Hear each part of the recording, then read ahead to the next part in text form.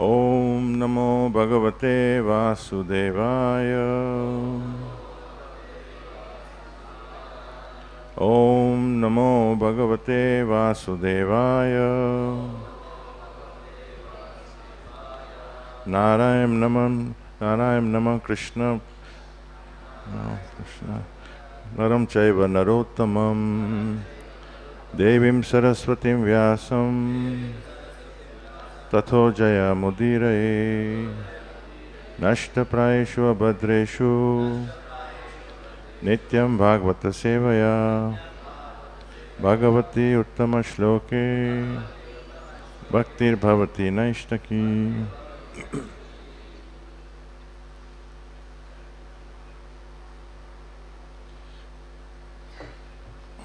So we are reading from Srimad Bhagavatam,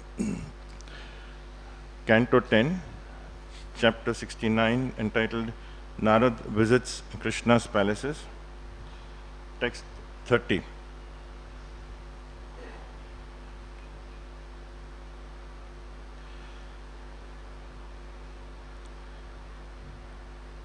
Dhyayantam ekam masinam. Dhyayantam ekam asinam. Purusham prakrite param. Shushushantam gurun kwapi. Kamer bhogai saparyaya. Dhyayantam ekam asinam. Purusham prakrite param. Shushushantam gurun kwapi.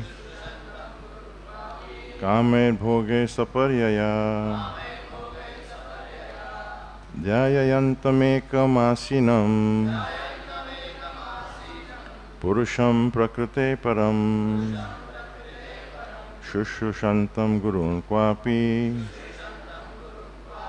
Kamer bhoge saparyaya.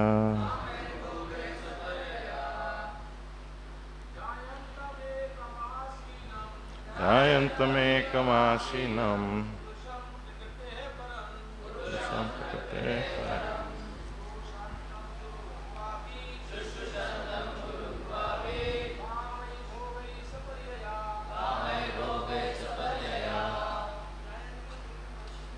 Dhyayantam ekam asinam. Purusham prakrite param.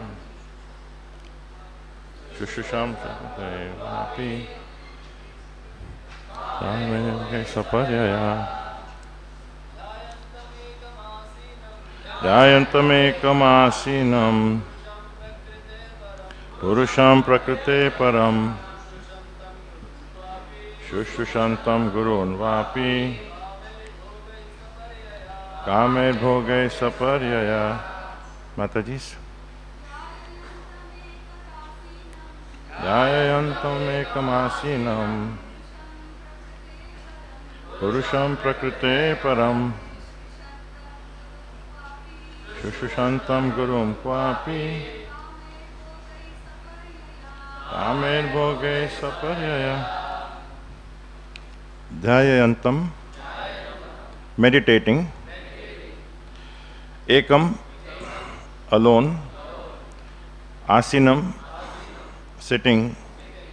Purusham, on the Supreme Personality of Godhead.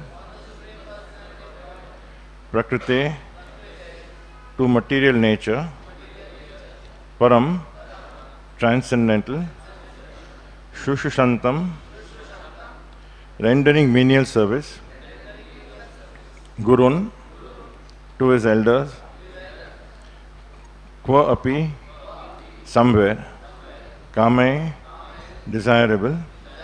Bhoge, with objects of enjoyment. Saparyaya, and with worship. Translation by humble servants of His Divine Grace, A.C. Bhaktivedanta Swami Srila Prabhupada. Somewhere he was sitting alone, meditating on the Supreme Personality of Godhead, who is transcendental to material nature, and somewhere he was rendering menial service to his elders, offering them desirable things and reverential worship. Purport. Srila Prabhupada comments, meditation, as recommended in authorized scripture, is meant for concentrating one's mind on the Supreme Personality of Godhead, Vishnu. Lord Krishna is himself the original Vishnu, but because he played the part of a human being, he taught us definitely by his personal behavior what is meant by meditation. This activity of meditation indicates the Brahma Muhurta, the early morning hours before sunrise.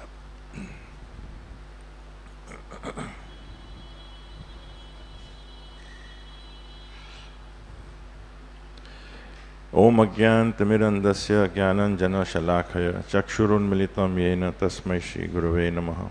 Namo Vishnu Padaya Krishna Prastaya Bhutale Srimate Bhaktivedanta Swami Iti Namine. Namaste Saraswati Deve Gauravani Pracharine Nirvishesha Shunyavadi Paschata Deshatarine. So in this chapter, Narad Muni,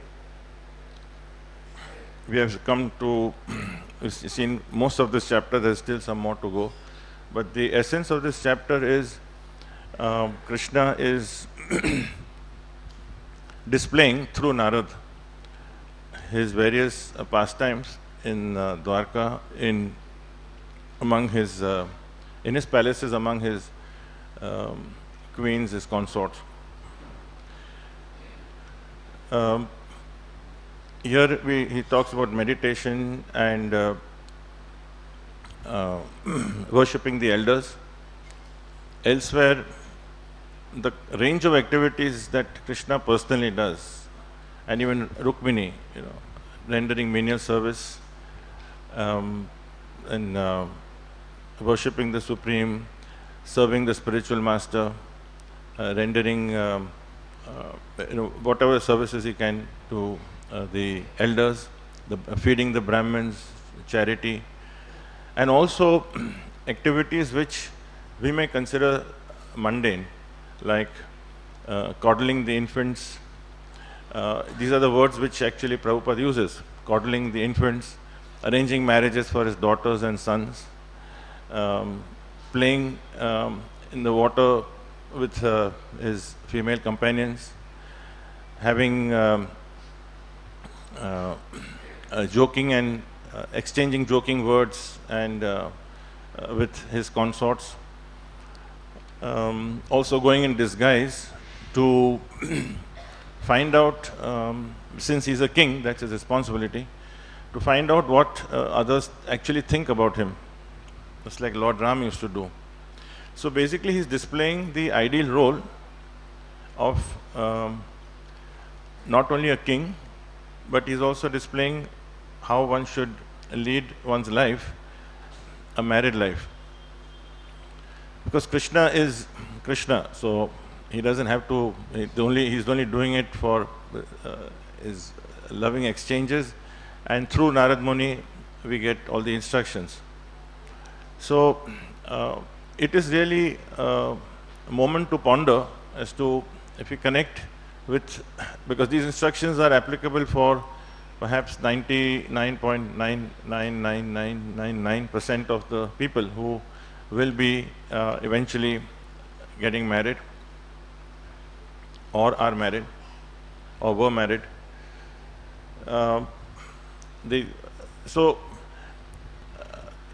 Often, we get into the concept that marriage means one has to get married, so we have to just do the Saat Feras, then we live life, and then we have our jobs, we have our children, we have, then temple comes in the picture. In some cases, if we are fortunate, so we come to the temple, we worship the deities, we love the deities, we may do some seva. So that is good. But the essence of the ashram and what it means is sometimes forgotten. So it would be worthwhile to just touch base. For instance, when we talk about ashram, there are 4 ashrams, as we know. So this is also an ashram. Generally we think that brahmachari ashram, sannyas ashram, vanprastha ashram.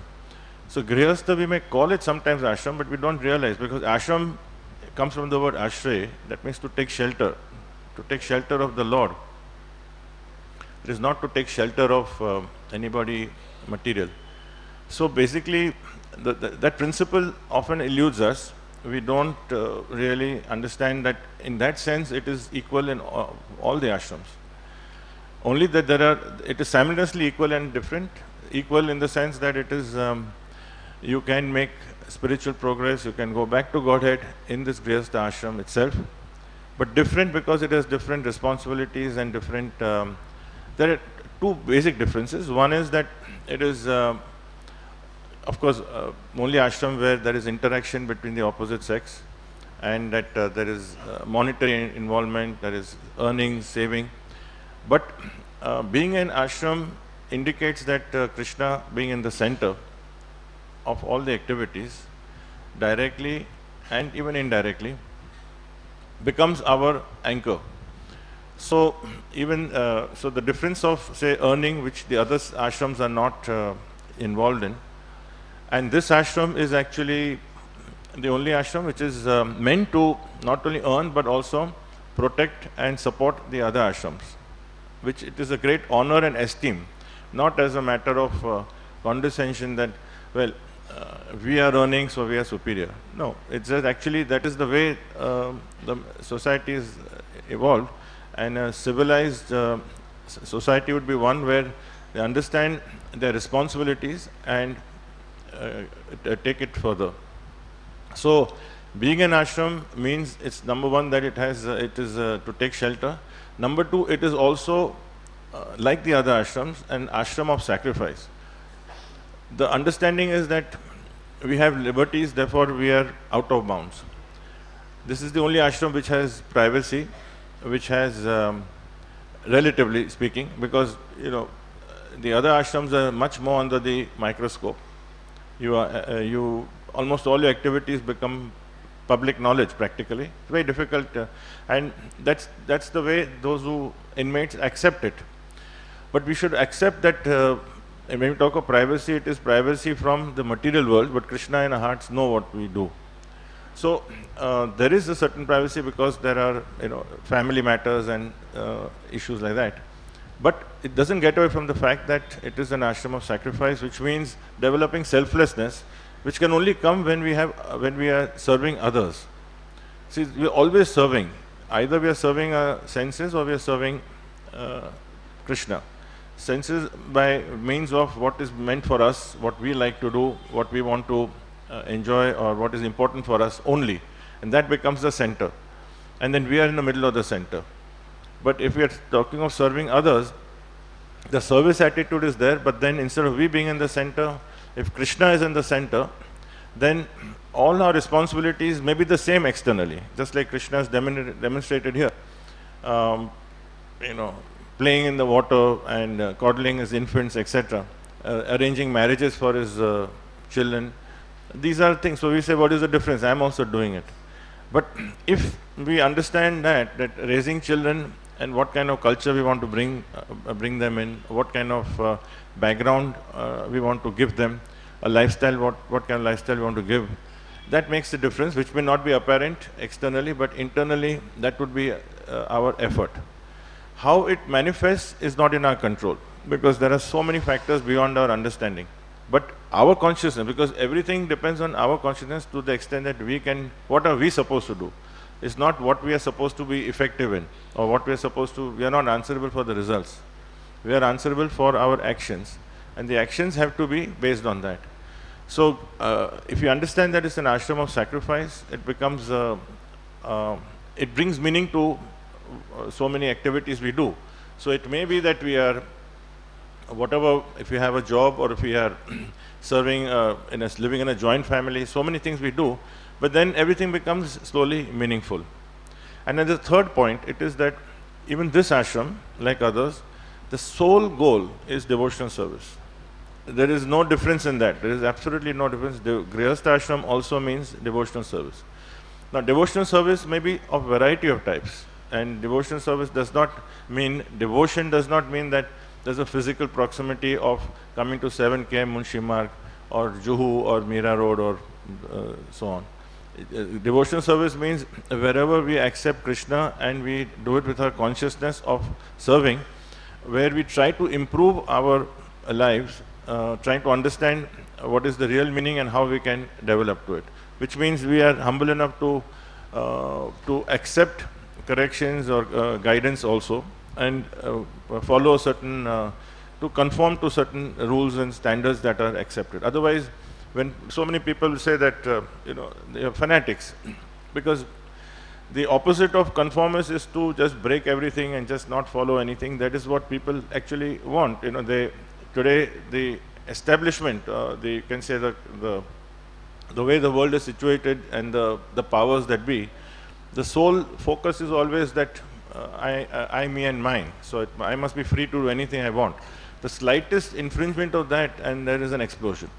So when we understand, and we are talking at Bhagavatam time, which is meant for devotees, and this is where aspiring devotees like all of us, we understand and we reflect on what Krishna is trying to tell. So here, understanding Grihastha Ashram becomes meaningful when we understand that it is also, sometimes we forget that it is an ashram that we have taken shelter of the Lord, also an ashram of sacrifice and devotional services for everyone, including this ashram. So the external changes that we, the difference of renunciation may vary. That is a difference because at the sannyas and brahmacharya ashram, the renunciation levels are much higher. Here the renunciation levels may be lower. And of course, handling material, monetary aspects will be more, earning and supporting others. But those are within the principles of Grihastha Ashram. So when we see from that point of view, we then also will accept that the fundamental principles of all living entities as human beings would be that there is how do we develop Namaruchi, Jivadaya and Vaishnava Seva.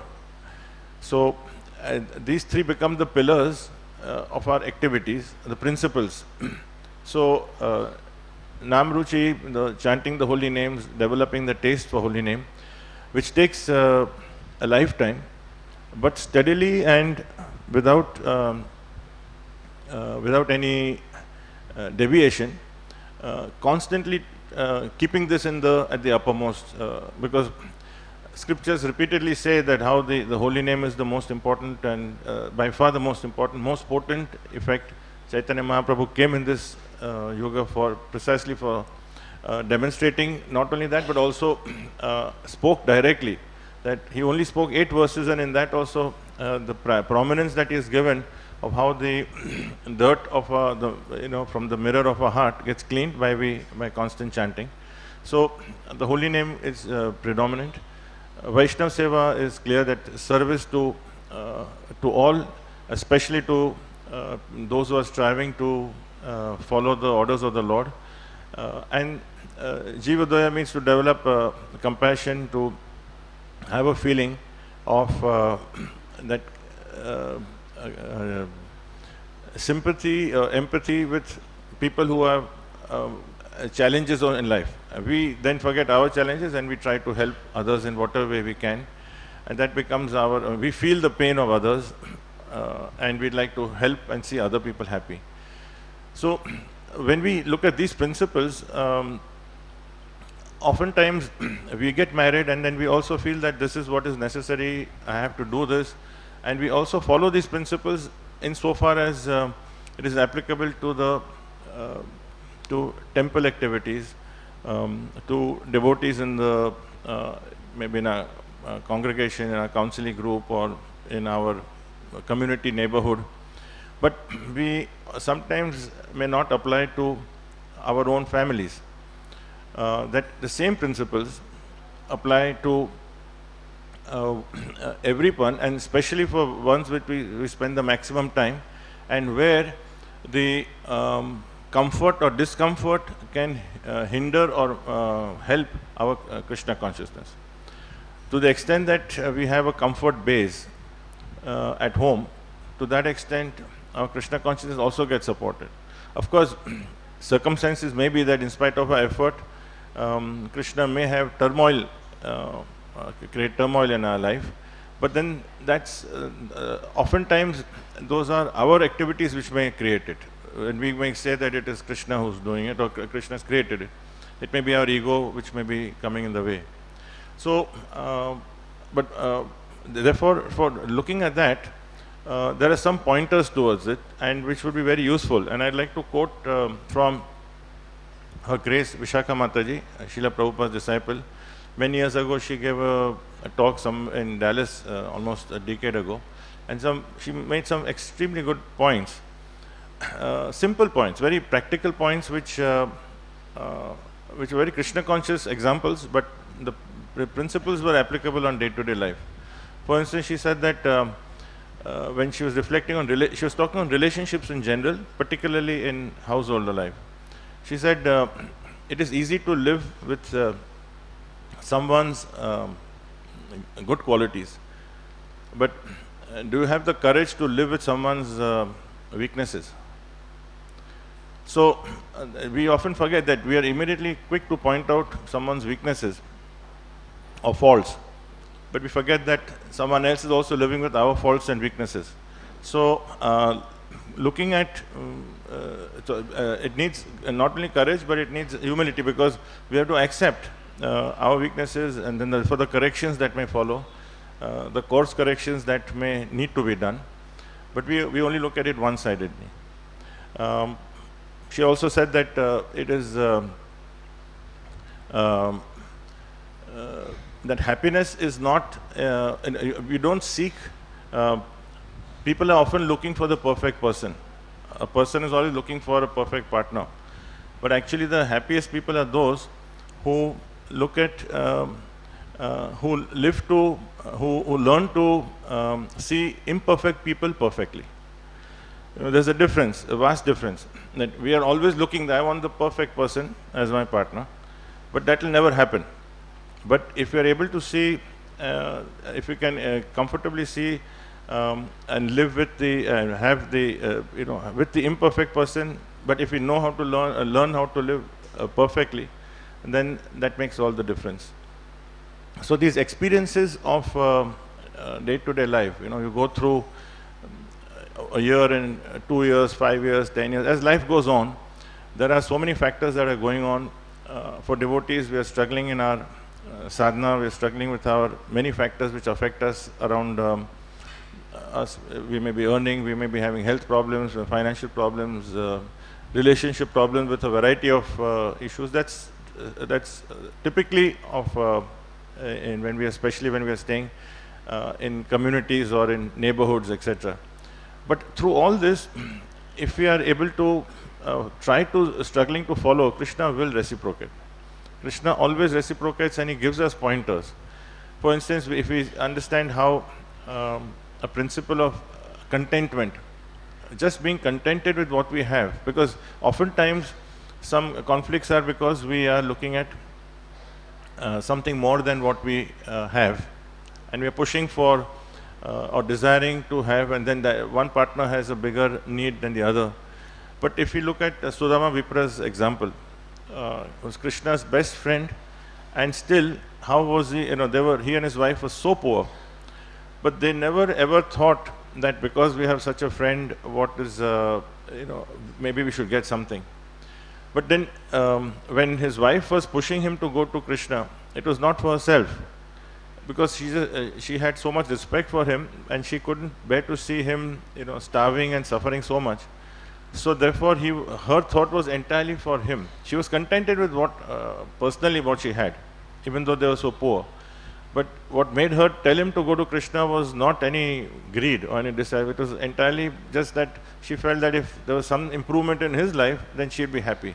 So from her wifely duties, it was extremely positive. And from his point of view also, he was always looking to see that if she's suffering so much, is there anything that, because he was reluctant to go to Krishna. He didn't want to ask, but when he was going, he never asked also eventually, but he went only to satisfy his wife, because he didn't want his wife to suffer. So even though they never exchanged those views, but as Shastra, as Krishna has revealed, that the glory of this couple was such that they demonstrated how in utmost poverty they were so happy to live with each other in such conditions and satisfaction. So contentment is another aspect. Then another aspect which we have a problem generally is which affects our Krishna consciousness also because of disputes, is the lack of listening. You know, one of the key principles is just to listen. Listen means listen intently, because listening is a sign of respect. Listening gives an indication that you value the other person. Otherwise, generally, they say no, that you heard but you've not listened. That means you've heard the words, but you are already closed-minded. So this is and these principles actually apply everywhere. It is not that we have different principles, but only thing is that they become more acute and sensitive because we happen to spend the maximum time probably with our spouses, and then oftentimes these issues which could be small could become larger, and they can actually mar our Krishna conscious efforts, because when you are disturbed, it becomes our actions and thoughts are centered around those disturbances, and rather than what we are meant to be doing. So the peace of mind is lost, and many times we can control that.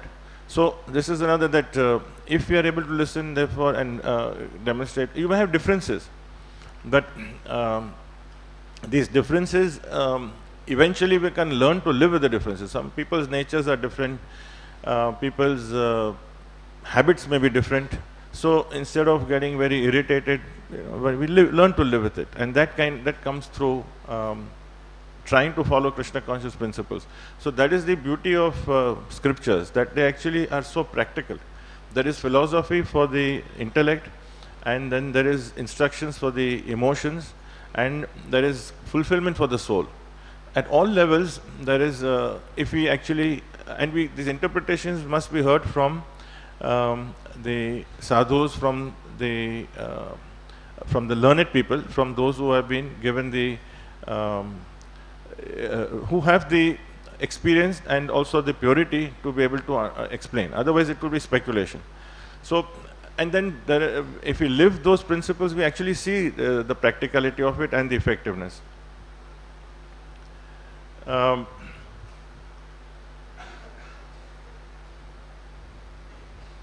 Speech is another pointer, which is words that are spoken that have a major impact, because we constantly speak.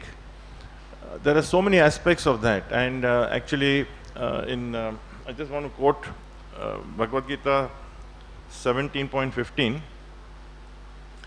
Austerity of speech consists of speaking truthfully and beneficially, and in avoiding speech that offends. Austerity of speech is an austerity which consists in speaking truthfully and beneficially, and in avoiding speech that offends. So this gives us everything that we need to know, because first of all, we understand how difficult it is to control speech, and the value that is put here of following that austerity of thinking what we speak, and understanding, having the sensitivity of how the effect goes on the other person, is very invaluable. Actually, studies have shown that 90% of the problems in speech actually come from the tone. It's very interesting. Tone, not the words. First the tone, sir, because especially when the person is familiar and we are talking to the other person, the very tone, even if the intent may be relatively innocent, but the tone can be, if it is harsh, if it is condescending, if it is like know-it-all, has immediately the other person's understanding changes, and it has a very it creates problems. So tone is an issue. Then the motivation, of course, what is our motivation in speaking those words, what time we speak, when do we speak, because remember one thing, when we are talking of married couples, in connection with that, there is a familiarity that develops, there is an understanding over time. Whether one gets along or not, but you have a clear understanding of the other person so much. In fact, even between children and parents, so wherever there's an intimate atmosphere where you spend maximum time, you understand instinctively so many aspects, subtle aspects. And therefore, speech can be a very potent weapon. It can be like a Brahmastra, because only a person who knows only say in a husband-wife situation, the husband would know exactly what word to say, when to say, and how to say it to really hurt the wife. And similarly, the wife also would know exactly what word to say, or it just needs a word or two here and there. You know, you have a pinpointed Arjun-like arrow focus which goes straight to the heart, and it can have a tremendous impact. It can have a tremendous impact, and it is highly offensive. And most of us probably may be guilty of that offense when we don't realize it often. But it can have huge scars, because there is a story about this. There's this boy who, which illustrates this point. He was very hot-tempered. So his father told him once that they had a fence around their house. So he said, every time you lose your temper, you go and hit a nail on the fence. So the boy was obedient. So he started doing that, and very soon the whole fence got filled up. Every time he got angry, he used to. But while doing this, over time, slowly it started reducing.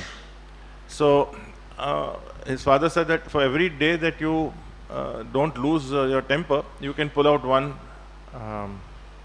nail. So over time, gradually, it became a motivation for the son to try to remove the nails.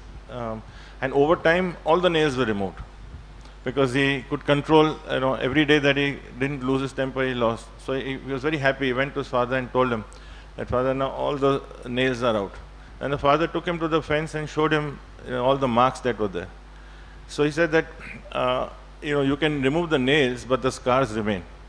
So the point for us is that oftentimes we may say that, it is blown off and is gone off, but it leaves lasting impressions.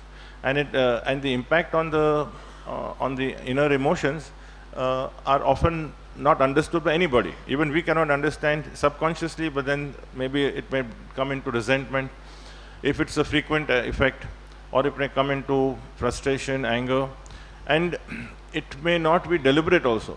We may also apologize, which one should. But if we don't control that, or at least reduce it substantially, the impact it can have can be damaging. So therefore we need to remember that. And Shastras also, like say Shringi's example, he got angry, and at a momentary, he was a young boy, and in a momentary fit of anger, he just threw the dead snake on Shukdev, on Parikshit Maharaj, and the rest is history. So Krishna's arrangement was such that we can see from one angle, but from his angle, from our understanding, what an anger can do, that he and his father could recognize that it was very offensive, shouldn't do. Even Dhruv Maharaj, for instance, when he got very angry at the Yakshas, and he was practically single-handedly destroying the entire race of Yakshas, and then because he was very obedient disciple, and he stopped doing it. But still, substantial damage can be done. So within relationships, speech is also a very critical aspect of what we speak, the tone, the motivation, the content, the insensitivity. So that's one aspect. Then also the fact that adjustments, accommodation, these are absolutely essential. We will have to cooperation, compromise.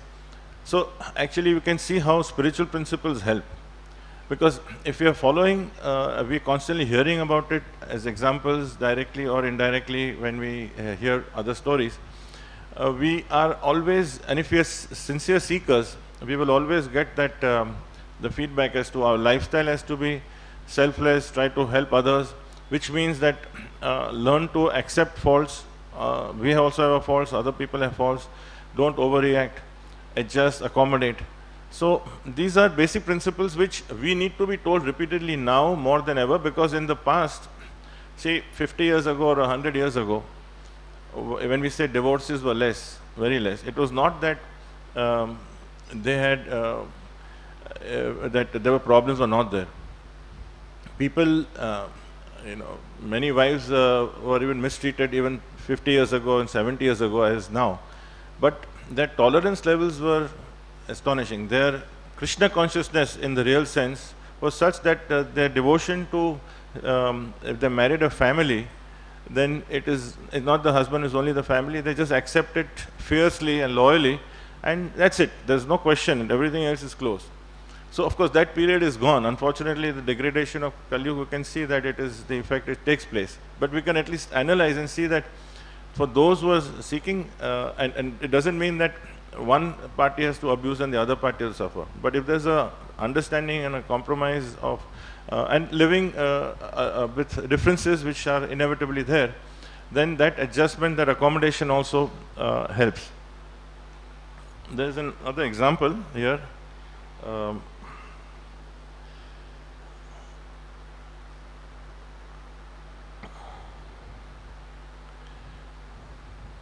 Yeah, this if there is a contentment and proper speech, at least to certain harmony, then it brings up the easily the aspect of appreciation and gratitude, which is very, very crucial in all relationships. Just like, why do we feel it's so, you feel a sense of harmony in a temple, or with a relationship with devotees, or especially with our spiritual master? Why is it? If you see, there is deep appreciation. There is deep appreciation for Prabhupada and for the Parampara. We are quick to point out, and we are very grateful for what we have been receiving. And in fact, the deeper we go, we then just see that the depth of our gratitude will have no end. We will just not understand how much we'll never understand how grateful we should be. So that is clear. But the principle here is that there is a harmony because there is these aspects of both appreciation and gratitude, and therefore the more the appreciation, the less the chance of criticism also happens. So if the same principle is applied in our interactions with family members, particularly with our direct family, and it could be children, it could be relatives, parents, for those with whom we spend a lot of time, the chances are that we may just remove the mask and speak and act the way our native instincts bring up. If we do that, then and it is not difficult to see so much appreciation on the other. That is not at all difficult. I mean, it really brings so much gratitude. For instance, if you're now, say, 40 years old, and you have gone through 15 years of a marriage, let's say, and then you have now, the issues that have gone on 15 years. 15 years is a period when there's so many aspects happen. Even if we are not married, but if we are with the parents, and then we realize when we grow older that how they may have lived with us, we have a greater understanding, they spend time with us, etc. So these relationships to develop appreciation becomes important, because the more the appreciation, the less the chances are that we will look at the negative. You can't have both the things. If you are having a positive feeling, positive expressions, and you can always say the glass is half full or half empty. So if you look at the positive side, then the chances are certainly that you will not see the other side. You will be looking at a different angle. So, and that is exactly how we have been nurtured. When we have come in contact with devotees who have brought us slowly from the first contact, and then they spent time with us, they were focusing only on us. They never came there because they saw a perfect devotee come in front of them. I never thought this is a new person who's come, someone who's maybe curious, or someone who's shown some interest in understanding. And because that devotee has had so much of gratitude of what he has received, or what she has received, he or she wants to give it to anyone who comes. That here, you share it, you see, you experience it yourself, and then we see that we experience it, and then we would like to give others. We become the insiders, so to say. That means for us, this lifestyle, this philosophy, this becomes our whole and soul. So this becomes, then you never see, in our neophyte stage we may criticize here and there that, you know, queues are very long, prasadam sometimes gets over, and in one festival I didn't get a chance for darshan. These are minor things, and that depends on our consciousness. But primarily the criticisms you rarely hear. Why? Because we have chosen to see it that way. We have chosen to see that way. Somebody who comes from outside and just comes into this room and sees, if they don't accept the philosophy, if they don't accept, say, renounced order, so many aspects of spiritual life, they will have a very critical attitude. So because we have now understood, we have a better understanding of, we have a better appreciation, and because of appreciation, that gratitude develops, and gratitude is critical. Sachinandan Maharaj, His Holiness Sachinandan Maharaj, very nicely summed. He said, Krishna deserts the heart of someone. I mean, Krishna takes away the bhakti from a heart which doesn't have gratitude. That means it has to be soft. You cannot plant anything if there's no soft soil. So the softness of the heart comes from a grateful heart. And that grateful heart comes from appreciation, when we recognize how much we have got. And we actually do have that, because there's no way that we would be coming constantly to the temple without being grateful to our acharyas, parampara, sadhus, our devotees who have helped us, etc. It is an instinctive thing. We don't even have to write it or actually sit down and think about it. But then we keep the principle in a compartment. We don't apply the principle, and we may somehow feel that because we're too intimate with the family members, so we feel that we are only seeing the faults. And then we see that, you know, then you should be like so-and-so, you should be like so-and-so, you should be like this, you should be like that, not knowing that, well, we also have to be, you know, applying the same things. So, and when we see how our senior devotees, acharyas, and how they actually deal with our family members, then, you know, how because they look at the positive side, and they see that little bit of interest in improving our lives, immediately they will water it, they'll put spark. So if we take those principles, there is a huge amount of opportunity for us to express our gratitude, and with that we can improve our lives. There are also certain challenges which are environmental, which may have nothing to do with A house or B house or C house, but this we have to recognize, especially for devotees. You know, there is when Saddam Hussein in Iraq was toppled, you know, when US invaded Iraq, the primary reason they mentioned was that Iraq was developing weapons of mass destruction. They called it weapons of mass destruction, WMD. And which was a total lie. It was proven that he didn't have that. But they wanted a reason to come and conquer it. So that is history. But someone is gone, I'm not sure who, but brilliantly described that just like the weapons of mass destruction means there were such weapons, which supposedly, which could destroy thousands and thousands of bodies. But devotees have to face weapons of mass distraction, as is very nicely said, which actually affect thousands of minds.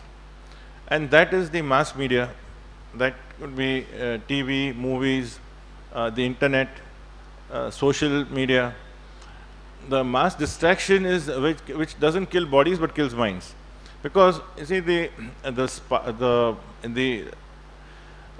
soul is always seeking pleasure, and it seeks pleasure through the mind. And mind is primarily attracted to material things, unfortunately. That is the normal in this, till we actually reorient it later. So, because the mind's nature is to jump from one object to another. The newness, the charm is very important. So, what becomes old gets discarded, goes to another one. And we see this, you know, whether it is regarding somebody is watching TV, maybe flipping channels, somebody likes clothes, somebody likes cars, if they have the means for that. Or variety of things, they'll keep doing it, depending on their interest, their capacity to spend, watches or whatever.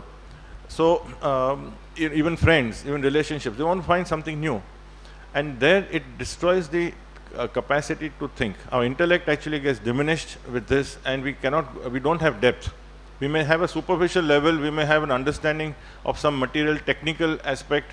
We may think it's brilliant, he can invent, he can create a molecule, or he can do this and that, but he just doesn't have the basic understanding of basic principles, because they've lost the capacity to understand. Sometimes we say that how is it people cannot understand that this body is temporary? Such a basic thing, it is beyond, sometimes we feel it is beyond our imagination, but because they cannot even go below that level, even though they can see right there in front of their eyes, and yet they may have, technically the IQ levels may be very high, but so this because of the part of the reason is that we have so many distractions. Then we also go by society opinions. You know, we have to avoid that, because we were very much influenced by how people look at us. Does this person like us? Does this we are anxious to know someone's opinions, and that happens because Chaitanya Charan Prabhu, in his beautiful book Gita for Daily Reflections, he says that the reason is because you know, we can, the tangible world is very clear. You know, I mean, we know we understand all the principles, and we hear from teachers, we hear from different people at different phases of life about the world. So therefore, but we don't know who tells us about the inner self. So till we actually start coming to a philosophy, Krishna consciousness, and we live it, then we start changing our orienting and saying that what is needed by the self. Otherwise, we are looking only from how the external world is, their opinions count, what they, how they will influence us, how they will see us, and we are guided only by that. So similarly, another problem is that there's so many temptations. There is no shortage of temptations, and there are enormous amount of temptation. The whole focus is only on creating more and more new objects which can distract us. So sometimes devotee may feel depressed that I want to be pure, I want to get out of this, I want to, but I'm constantly affected by this, by these temptations. So there the question comes of how we have to tolerate it, because as very nicely explained, that you know, there is first the thought, and then there's the action.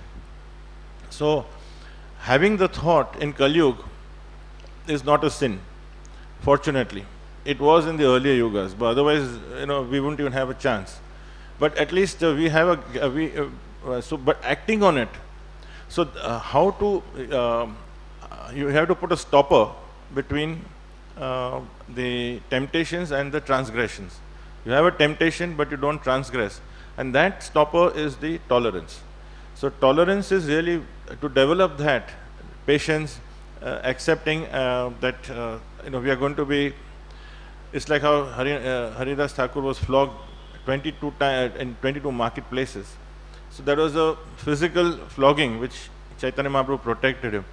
Similarly here, you can say we are flogged repeatedly at probably 2000 marketplaces of the temptations, you know, constantly being hit on the head. So, but if we have to just learn to tolerate, means just somehow not succumb to it. We get, somehow we have to fight that. So that fight, that's the struggle, that is where we can gradually develop. And how do we develop tolerance is basically intellectually by scriptures and spiritually by devotion. So we understand from the mind how how the intellect should, means our intelligence guides us, is bathed in the philosophy of what we hear in the Bhagavatam, Bhagavad Gita, the words of the Acharyas and our present Guru. And at the same time, the activities, that becomes devotional service, and that helps us spiritually. That gives us, because you cannot just be thinking and saying that the mind alone will always change from one to another. So both the thought and the action can be purified by having these two tracks, that hearing and then implementing. So the action becomes our devotional service, and that, as we discussed today, devotional service is a variety of things. Whatever we do, the constant anxiety should be not what other people's opinions, but what Krishna's opinion would be. What is Krishna or Krishna's representatives? Am I letting them down? We shouldn't be worried about that. how so-and-so will think and how so-and-so think. I mean, in the sense that we don't become so brazen that we humiliate or be rude or insult, not that way. But when it comes to making choices, oftentimes we are curbed by the feeling that we are timid, or we will stop because we feel that I cannot speak up to this or that on a spiritual principle. But then that opinion, if it's going to make a major difference in your lifestyle, then it's a pity that we are actually allowing a mundane opinion to influence us. Rather, we should be looking at whose opinion counts when you have a choice. And if you're in doubt, we can always take consultations. I think we have run out of time. So I'll stop here. If there's any question or comments.